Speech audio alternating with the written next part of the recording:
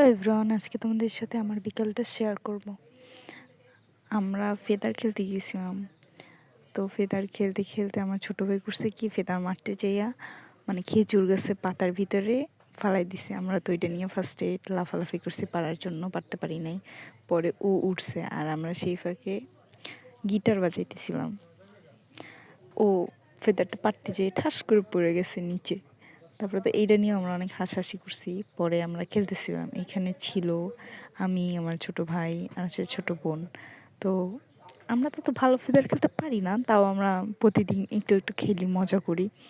আর এখানে আমরা করছি গান সাইডে নিছি, আমি আর আমার ছোটো বোন নাচতেছি। মানে ওর যদি আমি তালে না রাখি তাহলে তো কান্দা কাইটা একসাথ করবে, এর জন্য ও নাচতেছে, আমিও নাচতেছে, আমার নাচতেছে, আবার ফেদার খেলা আমাদের হয়ে যেতেছে। এরম করতে করতে আমরা প্রায় সন্ধ্যার সময় খেলাটা শেষ করলাম। অনেক মজা করার পরে ভাবলাম আমরা আজকে খেজুর গাছের রস খাবো। পরে আমার ছোটো ভাইকে খেজুর গাছে আমি উঠে দিছি রস পাড়ার জন্য।